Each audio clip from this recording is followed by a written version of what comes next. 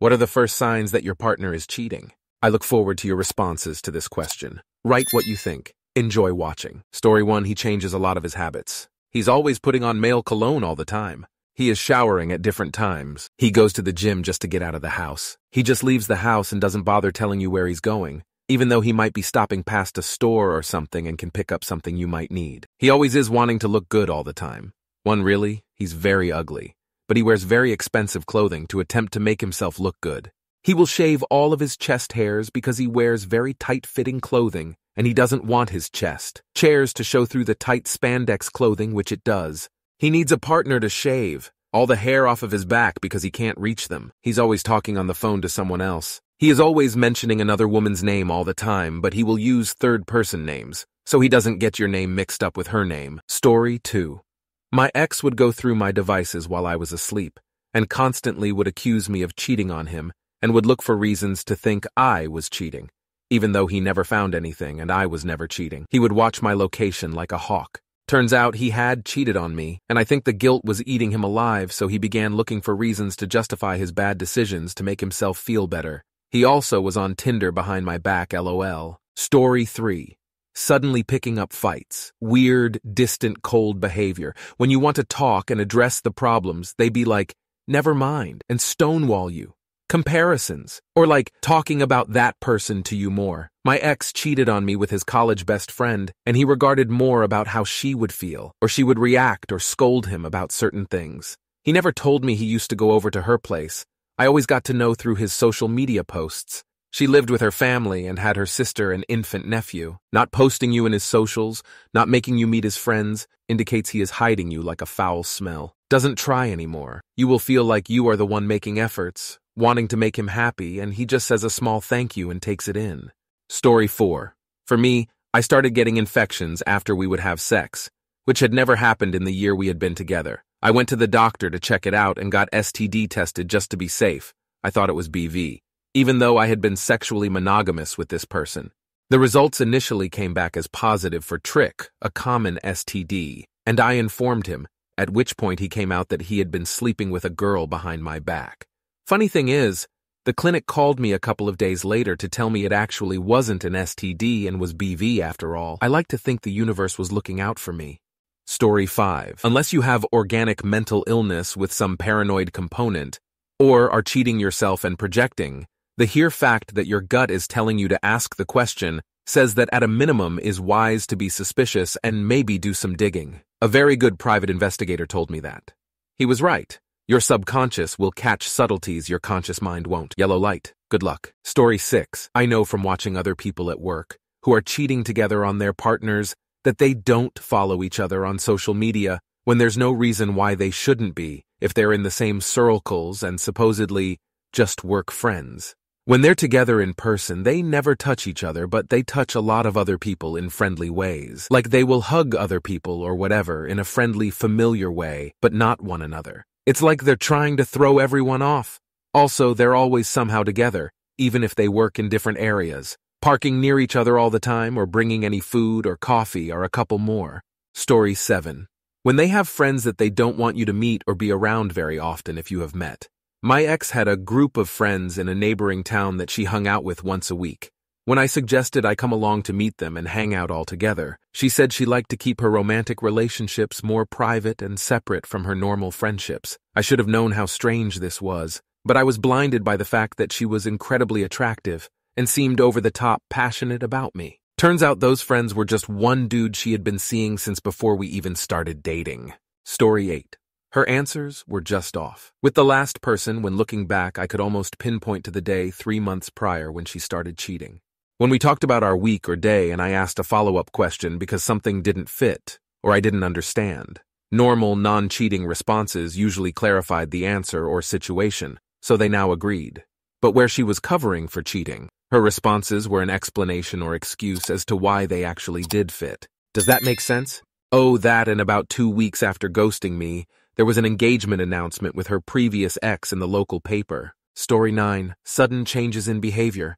Actions and words don't match. Can't account for their whereabouts. For me, it was when a friend of hers brought over clothes to borrow on a Monday afternoon. It's common between women to do that, but the one piece of clothing they don't share is underwear. She brought over underwear that was definitely meant to be seen on someone, if you get my drift. 4 days later, she went out and left her smartwatch behind. Saw everything unfolding in real time. Story 10. Communication in general starts to become slower and more to the point. Longer times to respond and very little filler. Sudden drop in pictures taken together. Social media profile pictures suddenly changed from the two of you together to just them. The interloper is suddenly coming up more. In my instance, it was a neighbor who happened to be a contractor. Before he became an issue, we did home repairs ourselves or hired someone. Suddenly, he was the first suggestion because he's got the tools and he'd probably do it for free. Your flaws suddenly become a way bigger annoyance to your partner than before, or suddenly something is a deal breaker that wasn't a deal breaker before. Story 11. Also, the cheater starts doing some pretty crazy stuff besides cheating, talking about previous sexual relationships, when you both agreed in advance that you don't like talking and hearing about it. Starts accusing you of not being in the right place in the relationship. Wants certain things which she knows would never happen. In my case, she left me for that person. Few months later, Star's calling me and says she is trouble. The new man doesn't let her leave the house and even wants her to quit working. Long story short, we got back together, so I could do the same to her. I just waited till she started doing stupid shit again, because they never learn. And I hit hard. I clearly understand that vengeance is not very cool in any ways, but sometimes a man has to just show he can't be fucked around without consequences. I got to say that she was my type perfectly regarding looks. And on that base, I wanted us to build onwards. Of course, I understand also I wasn't perfect, but I was there for her every day. Story 12.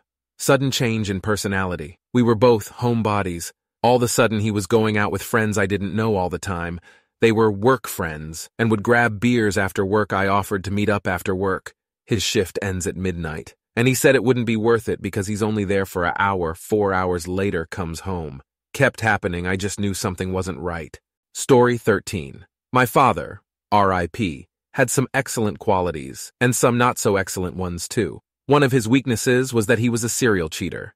Was literally living with another woman while married to my mother, R.I.P., but they weren't separated. He was a great-looking guy, a former running back who had women throw themselves at him, and he took full advantage of that. I should have such problems. But in response to the question, he'd accuse my mother of cheating. Sometimes it was the mailman, other times the butcher at the local grocery store. None of those things were remotely true. She was home taking care of kids.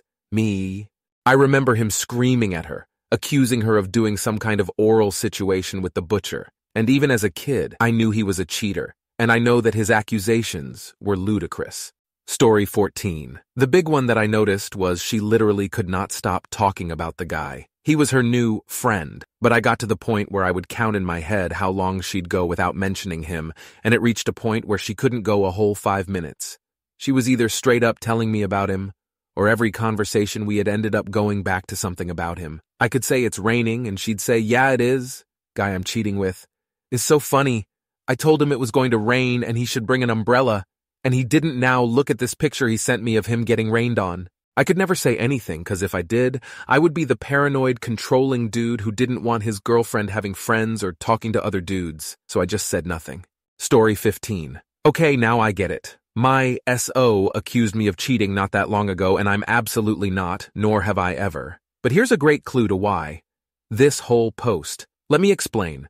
My New Year's resolution was to become more active and take better care of myself. In all senses, I needed to work on my confidence and self-love. So I got a gym membership and started working out. I started dressing nicer / part of that was because I was working on self-image, and the other part was to land a more corporate job I had my eye on.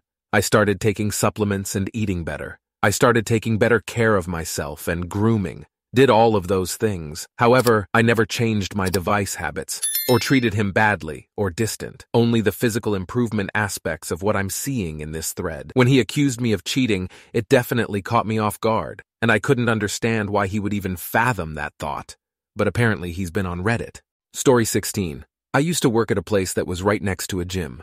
I would notice that that was a place that was a center for a lot of cheating. Once, I noticed that this guy would park his car at the gym, go in for about 5 minutes, then would come out and get in a different car that another girl was driving. She would then drop him back off at the gym, he would shower, and then would put the same clothes back on, get in the car, and go back home. He was doing this for months, not just a couple of times. The girl that was picking him up was a really pretty younger girl, and I always wondered why someone like that was content with being the other woman for so long. What got me was that he would sometimes come into Outstore with his wife and kids, too. We all felt so bad for her. Story 17, so many. Staying late at work, going out after work with work friends, dressing up a bit more on the days they are going out after work, with work friends. Very guarded about their cell phone. You walk in unexpectedly and they sort of jump, hide the phone quickly when they were just texting. Any time out of the home is more now. Going to get groceries, maybe an hour, turns into 2 hours. Or going to the gym is an hour. Now is hour and a half or longer. When you ask, wow, what took you so long, and they get defensive. Call their office and out to lunch. Okay, no problem. Call and still not back, or you call mid to late afternoon and they already left but still come home late. Story 18. I had a partner who would get home hours late from work and say she was just working late. She would get random calls and step out of the room and would hide her text messages from me. I didn't think any of this behavior was unusual at all. Turns out she was contacting various shelters to surprise me with kittens. She was visiting shelters after work and trying to hide their contacts from me. Now I have 2 adorable orange cats. We went through a breakup recently and it has been real rough, but she never did cheat and I got 2 cats and a funny story out of it. Story 19 from my experience. Suddenly spending more time on the phone while together, talking to other person. Random giggles while reading their phone that they refuse to elaborate on or just say it's an inside joke. They're flirting with the other person. Spending a lot of time with a new friend group without you. It includes the other person. Spending extra time getting ready and dressed up before seeing their friends, just trying to peacock the one they're interested in. Accusing you of suspicious behavior, projection. Blowing up small disagreements or looking for something to fight about. They want an excuse to leave, cheat without being the bad guy. Canceling plans suddenly. They will drop what they're doing with you to make themselves available to the other person's schedule. Story 20. Paradoxically, that they're having more sex with you. In the last couple of weeks of my marriage, we had already separated for a while, but were trying to work things out. And they seemed to be. Every time we saw each other, we were having sex, and that was incredibly unusual. We'd gone from about once a month to 2 and 3 times a week. So unusual that I even told her we didn't have to have sex every time we saw each other, because she'd had the lower sex drive. I found out that she'd been carrying on an affair during that time. Then read about it, and it turns out that sometimes cheating partners will have more sex with their primary partner in an effort to cover it up, I guess. Story 21. Suddenly showing an interest in open relationships. It's usually because they already are, or have already decided to, sleep with other people and want a moral green light to do so. It's a convenient gambit, because if you express discomfort with the concepts, they can rationalize it as you being controlling. Then they can use that to justify their own bad behaviors as self-realization, personal actualization, or living my truth. Most of those phrases are red flags to, as a side point. To quote Archer, I'm a big fan of being selfish, just not these new labels that try to frame it as morally superior. Story 22. Your gut feeling in many instances is the first tell. I saw a snippet from a PI show and the PI stated he'd never had a spouse hire him that suspected cheating and didn't find some level of infidelity. Maybe not a full-blown affair, but by the time a spouse reaches the level of mistrust and concern to hire a PI, there's usually something going on. Emotional affair, gambling habit, something shady. Most logical, balanced people don't have these feelings of distrust out of thin air. However, be honest with yourself. If you've always been a distrustful, insecure person, or if you've struggled with these feelings in every relationship, it might be you, not them. Story 23.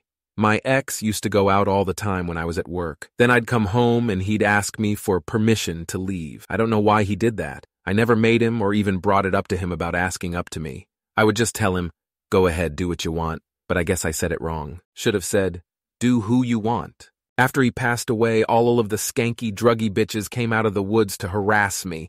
They left notes on my door, hit me up on FB constantly. People were asking for his clothes, ashes, ECT. It was crazy. Don't date the popular town druggies, especially if you're a normie like me. Live and learn. P.S. Sadly, the drug usage and cheating wasn't even the worst part of the relationship. Story 24. When he says something about your leisure time outside the home, in which you do not take part, he takes his eyes away, puts his hands in a closed position. Some who lie worse begin to invent on the go, and it looks ridiculous. More often spends time with friends, although there was no such thing before. Moreover, the smartest friends also ask to lie about it.